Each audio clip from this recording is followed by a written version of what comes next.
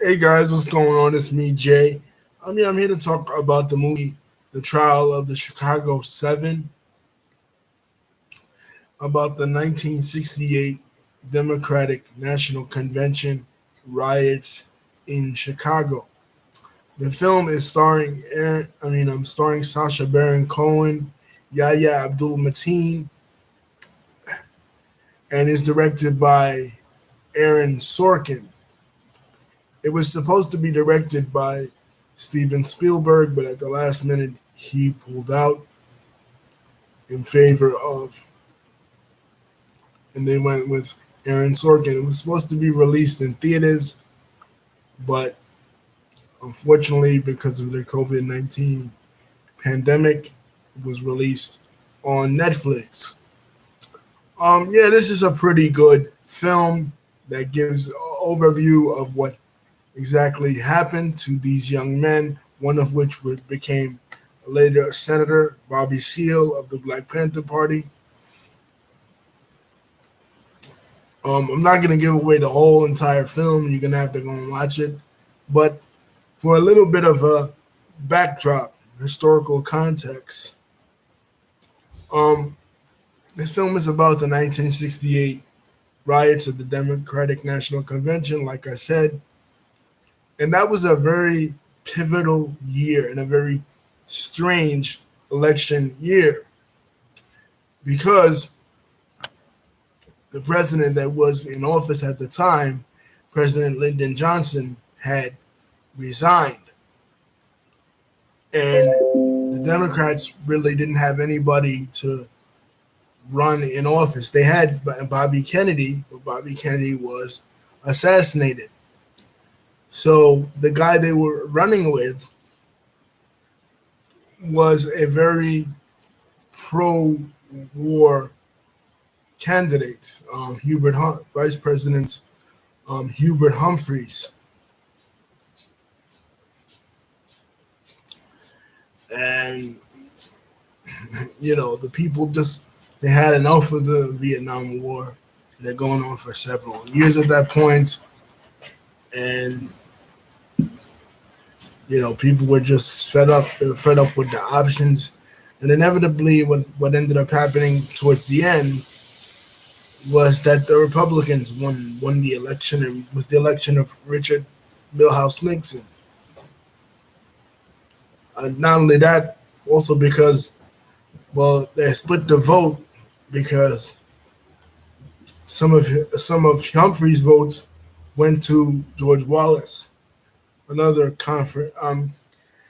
controversial Democratic candidate who was appealing at that time to the Southern Democratic votes that were the racist wing of the party. The Democrats, they had a racist wing, a Southern wing called the Dixiecrats that had existed since the end of the Civil War, and they still had this wing in 1968. But the movie is about these seven men who were involved in this riots and how they were arrested and how they resisted police brutality, and just basically too how the governor at that time, the mayor Richard Daley, the mayor of Chicago, really didn't have a handle on the situation. He let the riots go on. He really didn't have a handle on it at that time. You know, it was a very contentious time for our nation. 1968 is probably the benchmark year that was chaotic. Like 68 is like a turning point year, a famous year in American history that things really took a turn for the worse, and people were clamoring for law and order, which former Vice President Nixon was offering a return to normalcy, the normalcy of President Eisenhower's administration. So and an end to the Vietnam War.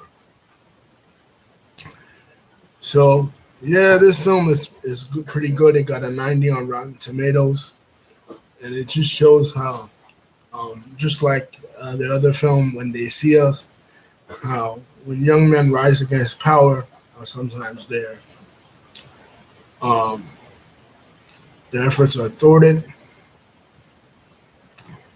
But yeah, I enjoyed it. I would give it a watch. And once again, stars Sacha Baron Cohen, which is different to see him in this type of a role. I mean, usually you're seeing him in Borat, you're seeing him in Ali G, seeing him in Bruno, these funny type roles. But sometimes, he does the stuff, the dictator, but sometimes he does stuff serious. Like in the case of this, what I mean. And he was in Les Mis, I believe, too. Les Mis. Um. So yeah, I would give it a watch.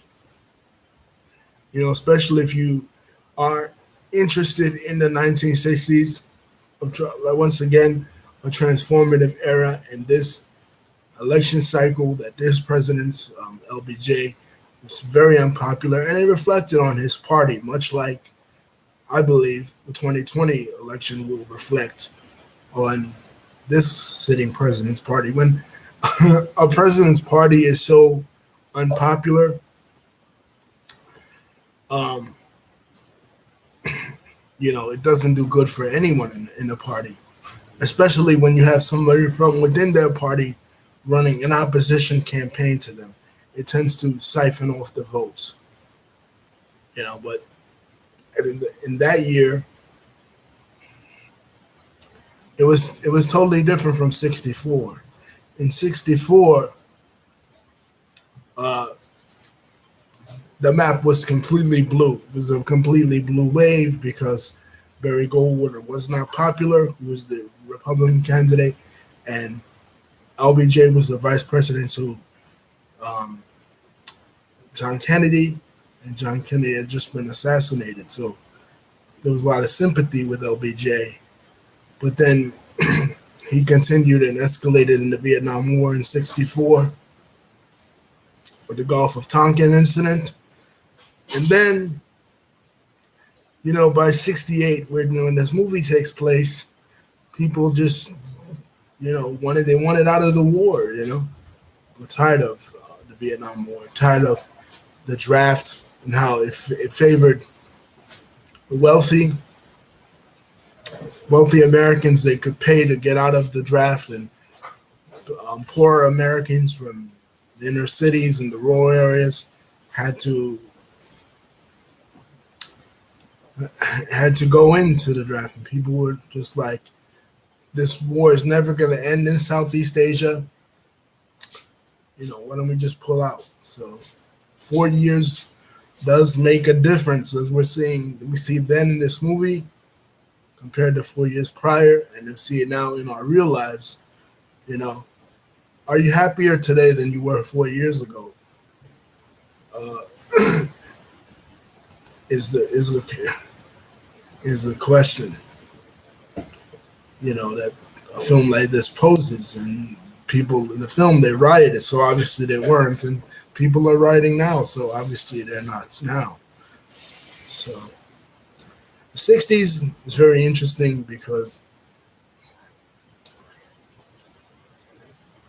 of the turmoil, like I said, with the Vietnam War. Uh, Later on, well, that was the 70s, but with Watergate, Nixon gets in, and then in 72 he cheats and he's impeached, and he also later resigns in disgrace. Then you have Ford, who pardoned him,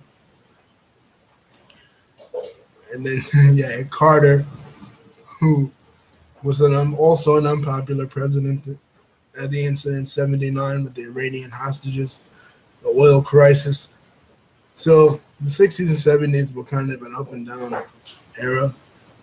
And in race relations, they were really an up and down era because you still had politicians like I said, like George Wallace, like Storm Thurmond, they would run in direct opposition to civil rights. Run on racist platforms. Not like today, you got politicians that run in those platforms, but dog whistle.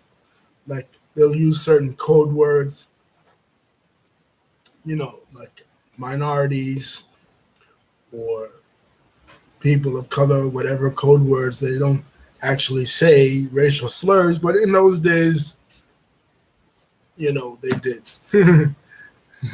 What I mean? Like they were explicit in those days with their racism. I mean, George Wallace, the guy,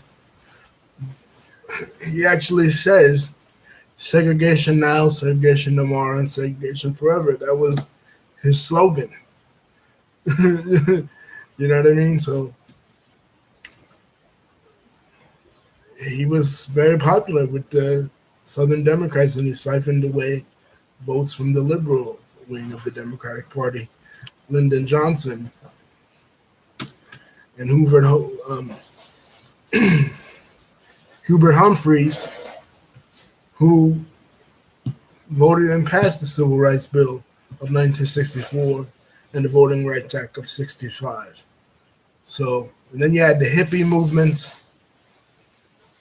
You had people doing LSD, people doing, drugs, free love, and all that. So, and then you had the Black Panthers that were formed in 1966 in Oakland, California. And Bobby Seale, who's one of the 7 guys indicted here in the movie, was one of those Black Panthers, along with Dr. Huey P. Newton, Fred Hampton. Yeah. So, and like I said, Sirhan had just shot RFK. Who RFK was running on an anti-war platform that was really popular with the minority population, but again, him being shot, they weren't going to win the votes. So anyway, guys, I recommend this film. Peace. Talk to you guys later.